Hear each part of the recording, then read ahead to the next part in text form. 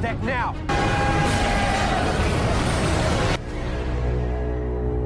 Hello? I recognize this corridor.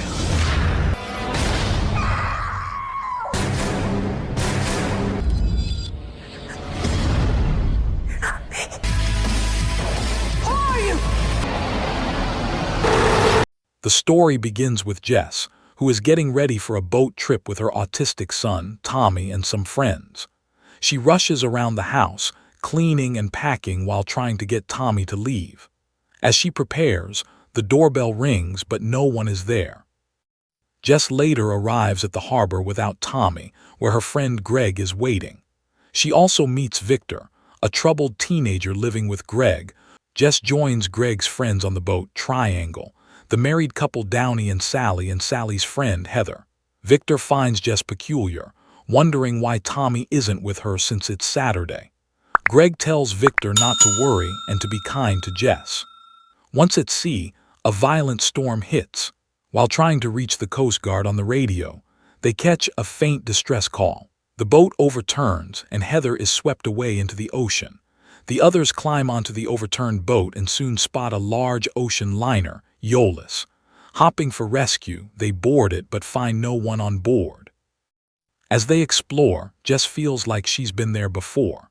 Victor, Downey, and Sally then discover a photo of the Eolus dated 1932, the same ship they're on. It's revealed that Eolus is the Greek god of the wind and father of Sisyphus, who was cursed to push a boulder up a hill forever, only for it to roll back down again. The group's talk is cut short when they hear clanking noises on the ship and realize they aren't alone. Following the sound, they find a set of keys that Jess insists are hers, though no one believes her. Sally suggests Heather might still be alive and brought them, but the others doubt it. While searching, they enter the ballroom, set up for a grand dinner but completely empty. Jess notices the clock on the wall matches the exact time on her watch, 8:20. Suddenly, she sees someone running down the hall. Victor chases after the figure, with Greg and Jess following despite Greg telling them to wait. As Jess and Greg search the corridors, Jess insists she's been on the ship before, but Greg dismisses it as guilt over Tommy. They then hear running water and discover a bloody message on a mirror: "Go to theater." Meanwhile, Victor keeps chasing the mysterious figure. Jess is shaken by the blood, but Greg thinks the crew is just playing tricks. They argue and Jess storms off, determined to leave the ship and return home to Tommy. Greg tries to stop her, but she walks away and goes back to the ballroom. There she hides when she hears footsteps. Moments later, Victor stumbles in, covered in blood. Jess is horrified when Victor suddenly attacks and tries to strangle her. She manages to fight him off, but then hears a shotgun blast. She runs to the theater where Sally and Downey are crying over Greg, who has just been shot. Sally accuses Jess of pulling the trigger, saying Greg claimed she did it. Jess insists it wasn't her and explains she was with Victor when Greg was attacked. Still, Sally and Downey grow more suspicious, especially since Jess had told them to come to the theater. Suddenly, gunfire erupts from the balcony. Sally and Downey are shot and Jess barely escapes. She hides in the kitchen, grabs a knife, and then heads to the lifeboats, but the masked shooter finds her. They struggle over a shotgun and Jess slips away. The chase continues across the deck until Jess falls to a lower level. Armed with an axe, she finally overpowers the attacker, who tells her the only way home is to kill them. Jess strikes with the axe, and the masked figure falls overboard without being unmasked. Just then she hears music playing on a loop from a cabin and follows the sound. Stepping out onto the deck, she sees something terrifying: Greg, Victor, Downey, Sally, and even herself, arriving on the overturned boat calling for help. Realizing she's trapped in a strange loop, Jess panics and hides as the new group, including another version of her, boards the liner. While hiding, Jess sees the same events repeating from when she first boarded the ship. She ends up back at the bathroom with the bloody mirror and hears the group calling for Heather, realizing they were after her all along. In the corridor near the ballroom, her other self spots her. Jess runs, with Victor chasing her. When he finds her on the deck, he's confused, thinking she's the same Jess he left with the others. Jess tries to explain that something strange is happening, that there are two of her and that everyone has died before. Victor doesn't understand. As Jess tries desperately to convince him, she accidentally pushes him onto a wall hook. Horrified on what happened, she runs away. Breaking down, Jess finds crumpled papers repeating the same message. If they board, kill them all, and she tried to rewrite it. She found a jumpsuit, same as the killer wears. She takes a shotgun and struggles with the words the killer told her earlier, almost giving in but holding back. Then she notices a locket same from hers hanging from a grate. Looking closer, she sees a pile of identical lockets below. At that moment, her own locket slips off and falls down too. Realizing the cycle is repeating endlessly, she arms herself with ammunition. Now desperate to break free, Jess hunts for her friends and her other self. The story replays earlier scenes from a new perspective, following Victor, Sally, Downey, and Greg before they were killed. Jess confronts Victor with her gun but promises she just wants to make things right.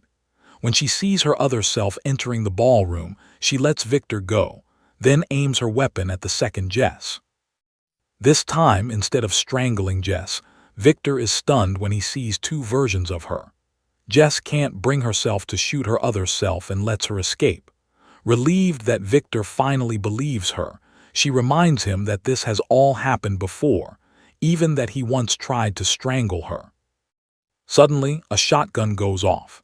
Jess rushes to the theater, where she knows Sally and Downey will be shot as they stand over Greg's body. She pushes them out of the way just in time, saving them. As they escape, she tries to explain that everything is repeating and maybe they can change it.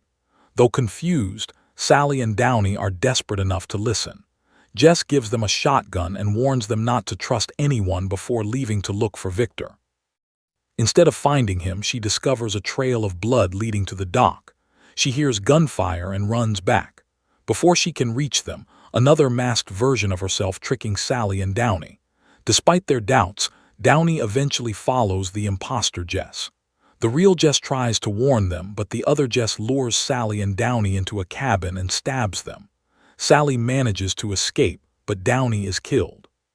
Jess finds a radio while searching for Sally and briefly hears Greg's distress call before the storm overturns their yacht. The signal cuts out, and she continues looking for Sally. Jess reaches Sally just in time, finding her among dozens of dead versions of herself. She tries to comfort Sally, insisting she didn't kill Downey, but then sees one Jess kill another. Sally dies in her arms, and Jess realizes the yacht only returns when everyone is dead. Once again, she watches the group board the liner. Jess tries to stop the liner but fails. As she climbs the docks, she overhears another version of herself accidentally push Victor onto a wall hook. Choosing not to interfere, she walks away and finds Downey's body in the bathroom. She writes "Go to theater" on the mirror with his blood, then hides the body. Jess meets another version of Sally and Downey in the ballroom and tells them to meet Greg at the theater. She then puts on a jumpsuit, mask, and takes a shotgun. From behind the mask, she watches another Jess argue with Greg, then follows him to the balcony and shoots him when he realizes she's the attacker. She also fires at Sally and Downey just as another version of herself walks in on the scene. The cycle continues, but now we see Jess becoming the very masked killer she was once running from. The events repeat. One Jess hides in the kitchen while the masked Jess hunts her. Eventually, both versions end up fighting on the upper deck until the masked Jess is struck with an axe and thrown overboard. Jess falls into the ocean and washes ashore, where she makes her way back home. Outside her house, she sees a chilling scene. Instead of the kind, patient version of herself with Tommy, she sees the abusive Jess who mistreats her autistic son. This explains the strange doorbell scene from the beginning. The outside Jess had rung it as a distraction.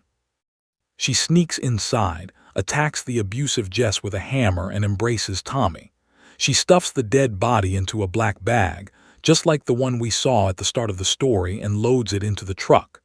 As she drives off with Tommy, she promises him she'll never hurt him again. Suddenly, a seagull crashes into the windshield. Jess pulls over to move the bird, while Tommy grows upset in the car. Jess walks to the edge to throw a seagull into the sea, but sees a pile of dead seagulls in the same spot, realizing things are repeating.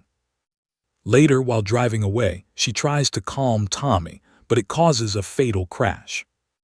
As people rush to help, Jess watches from the side, unharmed, while her son dies. She then takes a taxi to the harbor, falls asleep, and wakes to the driver saying he'll keep the meter running. Jess promises to return and heads to Greg's yacht again. She meets Victor, who asks about Tommy. Greg asks her if she is okay. Jess hugs him and apologizes, but Greg says there is nothing to apologize. She boards the yacht once more, knowing what's coming. Maybe she's still hoping to make things right and bring her son back.